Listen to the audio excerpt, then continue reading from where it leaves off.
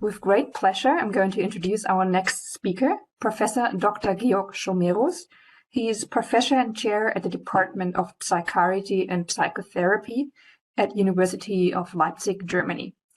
He's a stigma researcher, and he's been focusing on stigma of long COVID recently, or in the last couple of years, I have to say now. And he's going to talk about the latest data he has. So with further ado, I'm going to hand over. Please share your screen. Thank you very much. We're really pleased to have you. The stage is yours. Thank you so much. Yeah, thank you for having me here. I just start my presentation. It's a privilege to be part of this great conference, and after all these impactful talks. And stigma has been mentioned quite a few times, and I think it's definitely there. And my aim is to explore it and to see whether the concept is really useful for applying it to the situation of people living with long COVID. I mean, obviously, long COVID and also long COVID symptoms after vaccination or post-vac, and of course, ME/CFS, these are debated conditions or controversial conditions, and people suffering from them feel stigmatized. And I want to explore what we do know about the long COVID stigma and how the stigma concept can actually help to explain and understand these experiences of people with long COVID. And I start with a newspaper article that in Germany was published in last fall in a very big daily newspaper, the Süddeutsche Zeitung, posing the question regarding post-COVID, whether these are millions of euros for a wrong cause. And the journalist just questions whether it's reasonable to put that much money into a condition where those suffering from the condition are known to be mentally unstable, that it is probably just giving into aggressive lobbyism of people he called chronically fatigued, who invest a lot of energy on social media, insulting anyone who dares to mention that the condition shows a tendency towards self-healing and involves psychological factors. He called them a group of noisy activists and concludes that the money would really better be spent on research on dementia, Parkinson's disease, or multiple sclerosis, or diabetes, or any real disease. And I think this article is it's a good case to make clear how the stigma concept can in fact be applied to how the public deals with long COVID. The stigma concept is something that has been developed quite some extent in the mental health field, and that is, I'm a psychiatrist, so that's where I came in touch with the stigma concept and recognized that it's really useful for understanding the experiences of people with mental illness, because it starts with labeling. Someone is crazy or mentally ill or insane, leading to a stereotype, being unpredictable or being dangerous or being violent, which leads to emotional reactions and getting anxious or angry, and to a separation, that it's not us anymore, it's them, the mentally ill, and we, the normal people, we distance ourselves from them, which leads to discrimination. And this stigma process has been conceptualized by Bruce Link on the left-hand side and Joe Fallon, two American sociologists, who have just proven that it's useful to see reactions to stigmatized conditions through the stigma lens to understand the reaction of the public. Obviously, long COVID is not a mental illness, but the stigma process has also been applied to the experiences of people with HIV or of people of the LGBTQ community. So of all kinds of groups that are marginalized and stigmatized. And I would argue that people suffering from COVID really also fit into that pattern of being stigmatized. Just going back to the article, I mean, long COVID is a label, obviously, but the chronically fatigued is quite a malignant label applied to people suffering from long COVID or ME/CFS. They were stereotyped as being noisy, mentally unstable, aggressive. The emotional reaction is clearly anger or annoyance. I think that's something that many people with long COVID experience. And obviously, the article was discriminating because it rejected the unfounded claims of people with long COVID, unfounded in quotation marks, and said, well, the resources should really be withheld from this group and rather attributed to other more deserving groups. An important element of the stigma concept is that it is a sociological concept, not only a psychological mechanism, and it works in an environment of a power gradient. So there is a powerful group that is discriminating against a group with less power. And I think regarding the long COVID community, it's clear where the power is. The power is within the medical systems. They have the resources. It's within the public. I mean, a journalist writing a piece about long COVID has a megaphone. He's in a powerful position. And people suffering from long COVID are at the beginning or from the start in a powerless and also incapacitated position because they have an illness. Stigma has three different facets that are worth distinguishing. We have public stigma, which is public opinion and individuals of the public reacting to other individuals having the stigmatized condition. We have also structural stigma, which is structures, rules, laws, procedures that work to the disadvantage of the stigmatized group.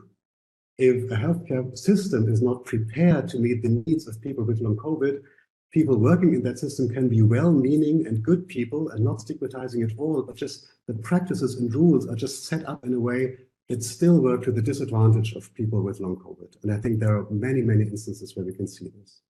And then there is self-stigma. And yesterday, the talk by Bettina Grande was really great in explaining this mechanism that it does something to your identity if you do develop long COVID, because you're questioning yourself. You think, well, probably the others are right. Maybe I'm really just imagining this, or maybe I'm not trying hard enough. And all these negative stereotypes about people with long COVID are then internalized and make you feel ashamed, make you feel a lot less self-efficient, and make you lose self-esteem. So I would say from this conceptual point of view, it's quite reasonable to say, well, it's useful to use the stigma concept to better understand the experiences of people with long COVID. And the next question is, are there studies measuring it? And yes, there are, only very few actually, but we are working on that basis to expand. There is a qualitative study, for example, doing interviews with people with long COVID, and they found that many of them experience discrimination primarily within the healthcare sector itself. There are quantitative studies using questionnaires. On the left-hand side is a study using a questionnaire from the HIV literature, which was reasonable. I mean, long COVID is based on an infectious disease, and HIV is also a long-term infectious disease. So it made sense to adopt this instrument. But then on the other side, you have to say, well, the cultural significance of having HIV is quite different to the cultural significance of having long COVID. So there are shortcomings to this approach. So I would prefer the paper on the right-hand side, which newly developed a scale with the input of people living with long COVID. And so they developed the long COVID stigma scale, but both studies have similar results, that experiencing stigma is common among people with long COVID, and it is associated with negative outcomes like reluctance to disclose, secrecy, more depressive symptoms, more anxiety, lower quality of life, lower self-esteem, and more social isolation. So we also did a study, and that is the data that I want to report here. It's primarily, very first analysis. The team, Ronja Bücher led the team, Christian Sander, Martin Walter, Carmen Scheibbogen, which you heard also yesterday, and myself. We took the long COVID stigma scale as a base and translated it to German and added items to areas that we thought were not well covered in that scale. We did snowball sampling via self-help and support groups. And this was quite a fragile thing because people with long COVID are reluctant to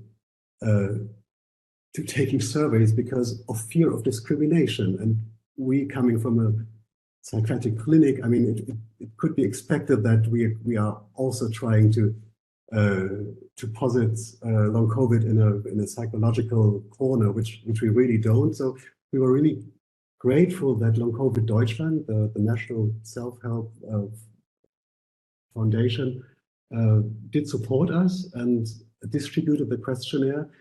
And another danger was that it is such a debated or heated topic that we were afraid that if it would spread on X or other social media, that trolls or people just trying to boycott the survey would enter. And that, in fact, after 2 or 3 weeks, this really happened, that there were coming up mean and demeaning commentaries that it is not scientific, that it's really a shame. And so at that stage, we just closed the survey because we had already more than 2,000 respondents.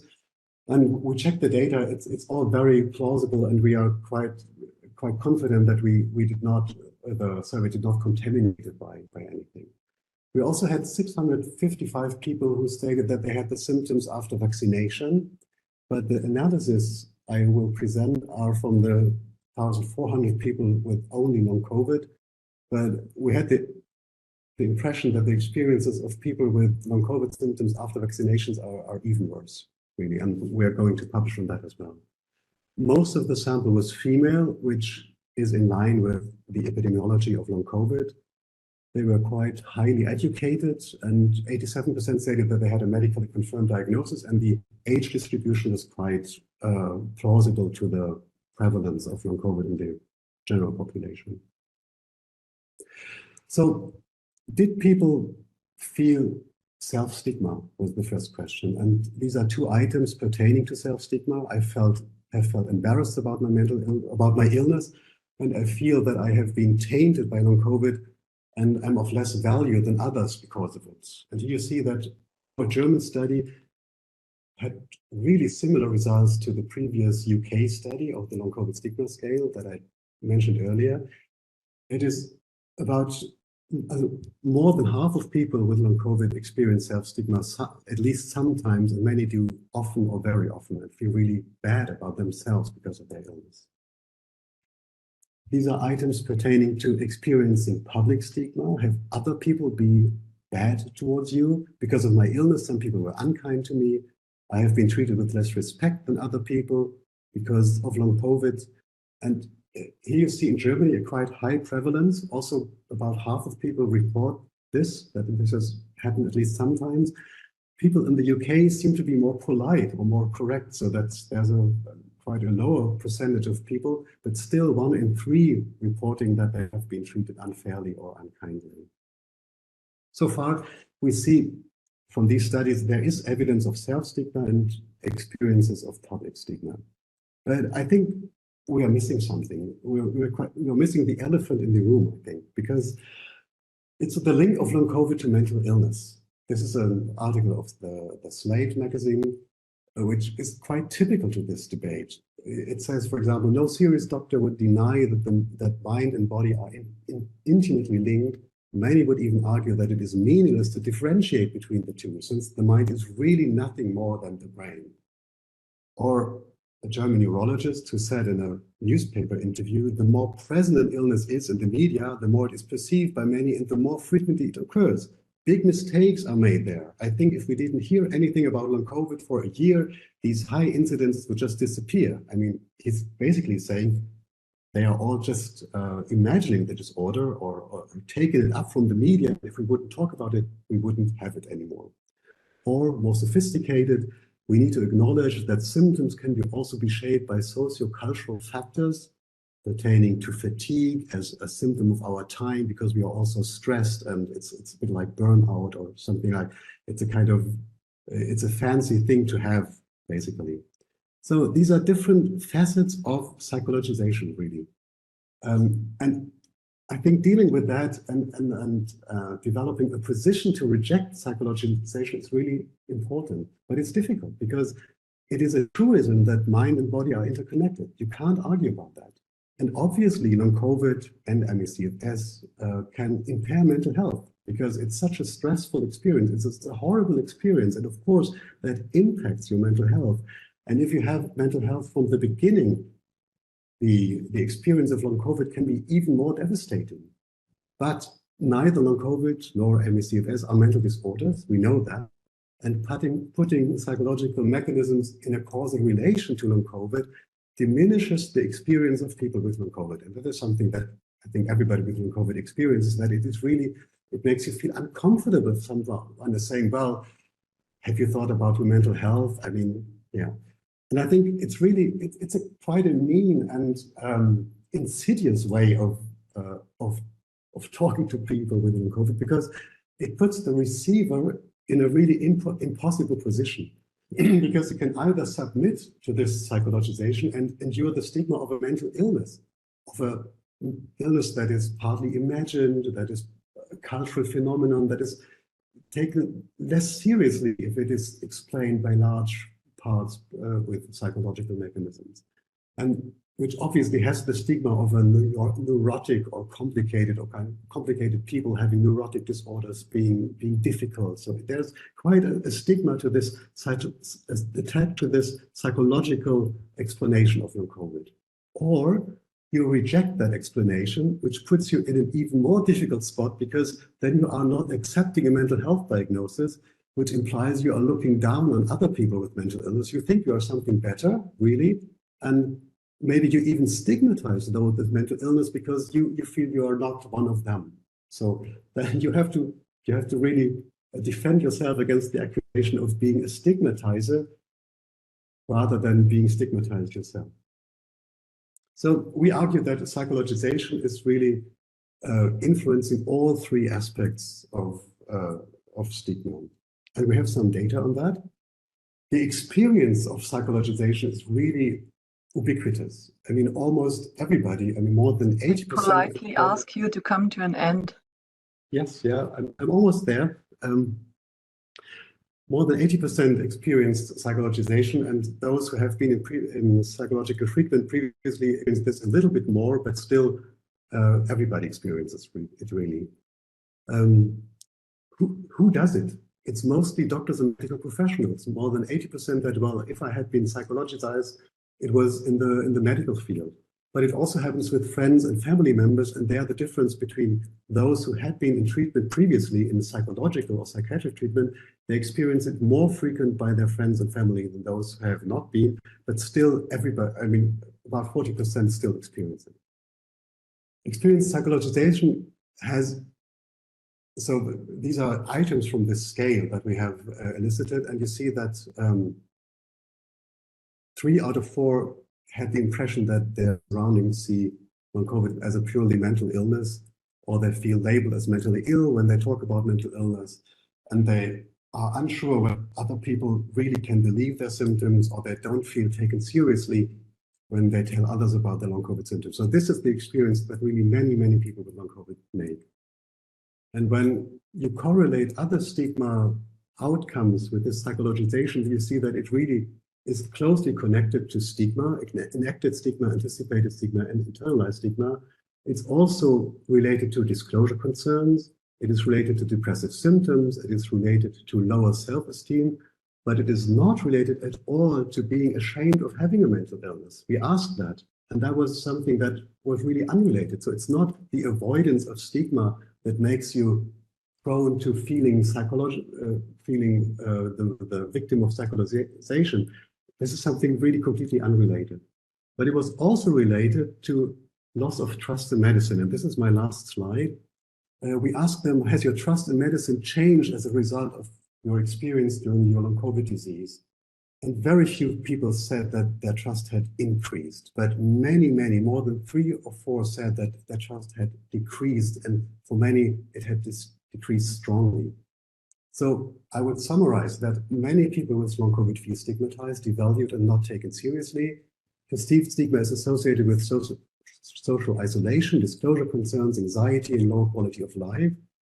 Psychologization is a common means to transport the stigma of long COVID, really the core of the stigma, I believe. And the healthcare system seems to have failed meeting the needs of people with long COVID, and there is enormous loss of trust.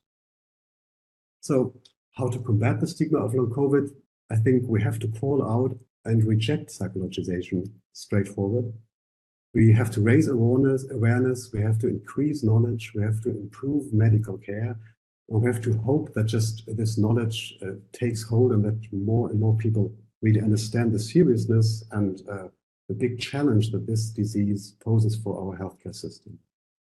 And so thank you to my collaborators, and I'm open for questions in the discussion. Well, 12 points to Germany. Thank you, Professor Schomerus, for this amazing presentation of your new data. I will now present some questions from the attendees. So, first question.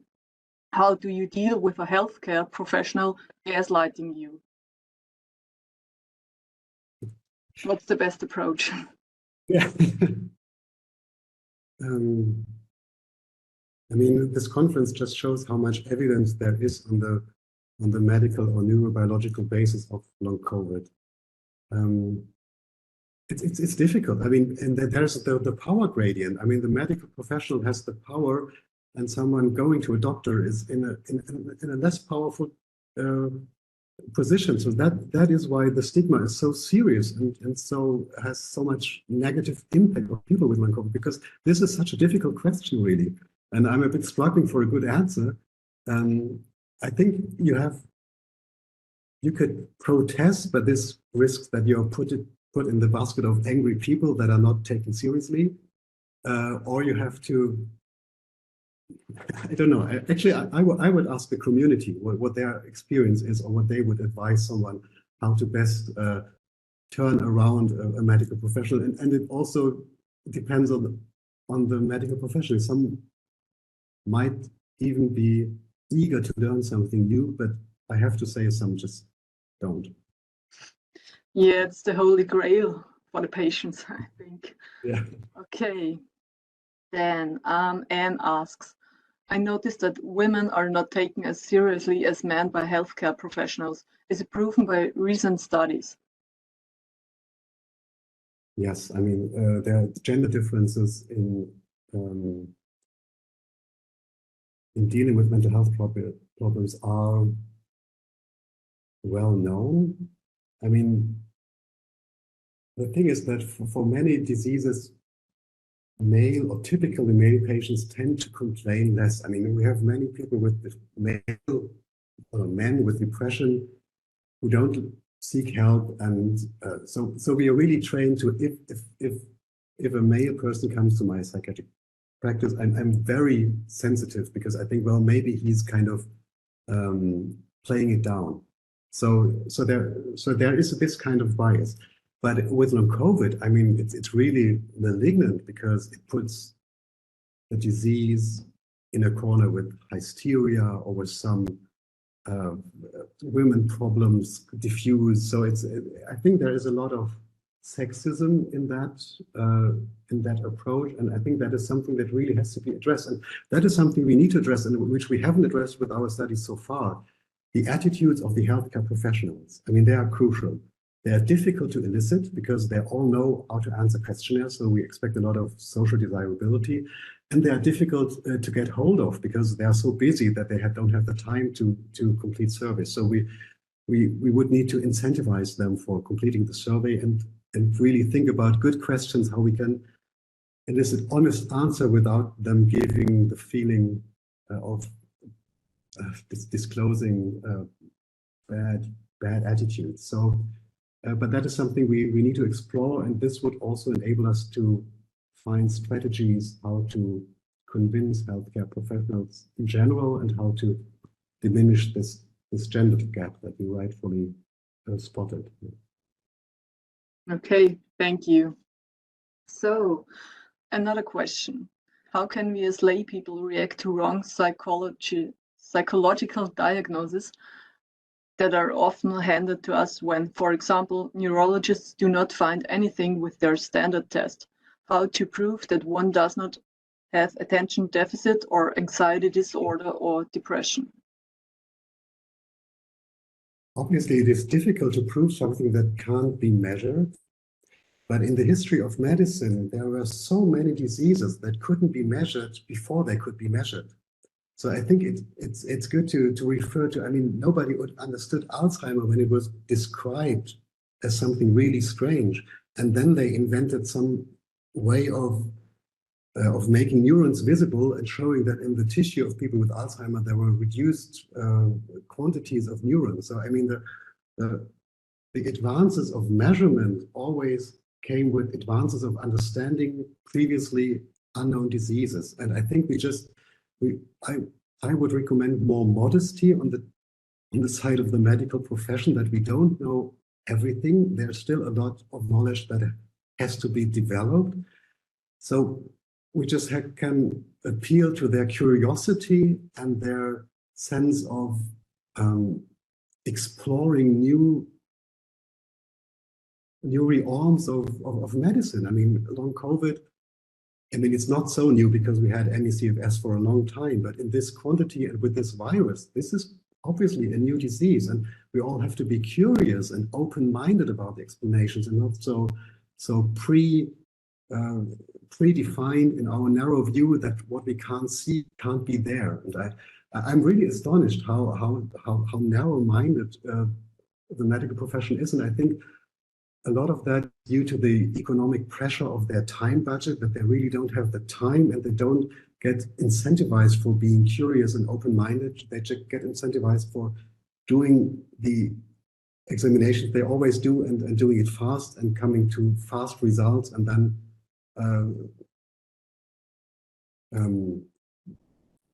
getting you away with some sort of recommendation. So I think it's also a result of our economic medical system. I think that there's no room for curiosity and open-mindedness. Thank you. Another amen, what you just said. So I think we can ask one last question from Martin. How would you engage with prominent clinicians that deny long COVID? Should the scientific community reply and thus discuss with them, or just ignore them to not give them credibility? Are there best practices learned, example from AIDS denial around Duisberg?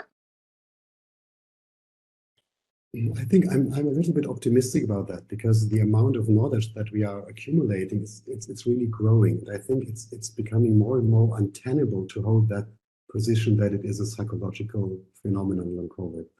So I'm a bit relaxed in that on the long term. And on the short term, I think it's important that healthcare professionals challenge that. And the community does challenge it, but the community is easily put into that corner of, well, they are angry, they are difficult, they are neurotic, these are these people who always complain. And I think it's healthcare professionals from other disciplines. I mean, I'm a psychiatrist, and I can with good reason say, well, this is not a psychiatric disorder. I would love it to be a psychiatric disorder, because then I would know how to treat it, but it's not. So I can say that, and I'm willing to engage in a discussion about that. And I think we need this. Yeah. Okay, thank you. So this finishes our time for Q&A. Thank you for being with us, and thank you for all the good work you're doing.